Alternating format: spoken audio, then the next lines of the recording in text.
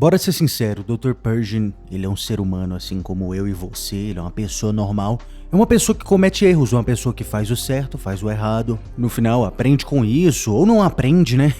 É a vida. O que eu tô querendo dizer é que o Pershing não é um vilão. Ele é um ser humano comum. Sendo um ser humano comum, a gente sabe também que o cara comete erros, assim como nós aqui. E ele também cometeu os erros dele. A gente não conhece tantos detalhes assim da vida do Pershing, mas para esse vídeo aqui pelo menos a gente pode dizer que o maior erro que ele cometeu na vida dele foi se unir ao Império Galáctico. Quando o Pershing apareceu na primeira temporada do Mandaloriano pela primeira vez, eu não pensei em nada demais, achei que ele era só um imperial, um vilão qualquer, né? Alguém que faz parte do Império, é um vilão, faz parte da clonagem, que é o Grogu. Eu não pensei em nada demais sobre esse assunto. Até ele finalmente ser entregue para a Nova República. Nesse episódio 3 da série do Mandaloriano, a gente vê um lado do Dr. Pershing que, pelo menos eu não sabia que existia. Eu achei que ele era um imperial fervoroso. E no final das contas, parece que ele é só uma pessoa, como eu disse no início do vídeo, um humano, uma pessoa que comete erros, aprendeu com esses erros. E agora ele se arrependeu, quer se juntar, se redimir e entrar para a Nova República. O Império, obviamente, não pareceu muito contente com essas novas mudanças de vida do Dr. Pershing. Eles ficaram tão tristes, para falar a verdade, que eles enviaram até mesmo, a gente pode dizer, um assassino, um agente secreto. Eles enviaram a Elia Kane. No terceiro episódio, a gente vê que Elia Kane finge ser amiga do Dr. Pershing. Ela estimula a curiosidade do Pershing nos seus antigos experimentos em relação à clonagem especificamente. E quando o Dr. Pershing basicamente faz o que ela incentivou ele fazer, ela age como se fosse uma amiga dele. E quando ele confia nela, faz o que ela incentivou, ela faz o que parece ser aparentemente uma lavagem cerebral no Pershing. Pra ser sincero, eu ficaria impressionado se ele não tivesse nesse momento em um estado vegetal. Claramente alguém acha o Dr. Pershing importante o suficiente pra literalmente enviar um assassino dentro da Nova República.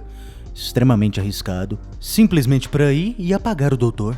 Pra gente resolver isso, eu juntei pra vocês aqui algumas razões principais que eu acho que mais influenciaram nessa decisão. Nessa apagagem de arquivos, a gente pode dizer. Claramente o Dr. Pershing sabe coisas que são perigosas demais. Em primeiro lugar, o mais simples, o mais básico mesmo, Dr. Pershing manja da clonagem. Desde a época se a gente voltar lá no Bad Batch, no Monte Tantiss, quando eles estão agora juntando cientistas caminoanos, clonadores, ainda não foi confirmado, mas eu acredito que o Dr. Pershing ele entrou nesse projeto, nesse estudo da clonagem do Império Galáctico, bem lá no início mesmo, lá no Bad Batch. Nesse caso, isso significaria que o Dr. Pershing ele tem muito mais sabedoria que a gente pensa que ele pode ter. Isso significaria que o Dr. Pershing estava lá desde o início, desde os primeiros testes, desde as primeiras tentativas de clonar pessoas sensíveis à força. Isso significaria que o Dr. Pershing tem conhecimento talvez de Jedi sombrios que foram criados lá no Monte Tantiss.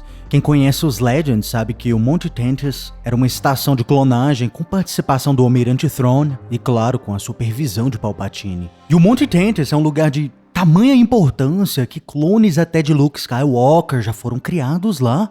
Um cara que a gente conhece como Luke Skywalker. Jedi sombrios também já foram criados lá. Jorce Bayoth é um exemplo. Então assim, o Monte Tantiss é um lugar de extrema importância e a gente ainda nem começou a entrar no tópico da clonagem do Snoke. Claro que caras Jedi sombrios, né, como o Joras, clones de Luke Skywalker como o Luke, essa galera é Legends. Mas o Monte Tantiss também era Legends no passado, então existe a possibilidade desse tipo de coisa que existia nos Legends ser trazida agora com a aparência do Almirante Thrawn, que a gente sabe que vai aparecer na série da Ahsoka. É muito provável que a gente veja alguns Jedi sombrios, algumas coisas bem escrotas aí, agindo, a gente pode dizer, como uma espécie de intermediários até chegar no Snoke, até chegar no clone falho de Palpatine que a gente vê nos sequels.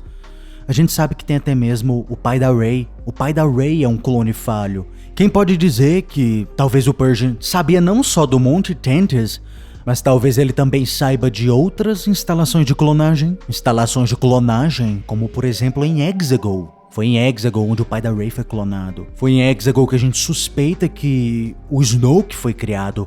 Apesar que ele pode ter sido criado no Tantiss também, o moral da história é que o Dr. Pershing, ele pode saber muito mais que a gente imagina. Se o conhecimento do Dr. Pershing vai além do Monte Tantus, até mesmo a lugares como, por exemplo, Exegol, o planeta do Sith lá, isso faria o Dr. Pershing ainda mais perigoso, ainda mais crucial, importante do que ele é. A gente não sabe realmente o que ele sabe, mas tudo é possível, né? Em segundo lugar, o Império não quer que a Nova República aprenda sobre a clonagem. E esse é o mais interessante, eu vou te explicar por quê aqui. Tecnicamente, o Dr. Pershing ele deu a apresentação dele, ele falou, explicou como funciona a clonagem, ele pediu para continuar o seu projeto para a Nova República, ele ofereceu de mãos abertas tudo que ele sabia. E ainda assim, a Nova República não apresentou nenhum interesse. Por alguma razão, a Nova República não tá nem aí pra clonagem. E é interessante porque a gente sabe que isso é uma das prioridades do Império. O Império não quer que a clonagem, essa sabedoria, caia nas mãos de outras pessoas.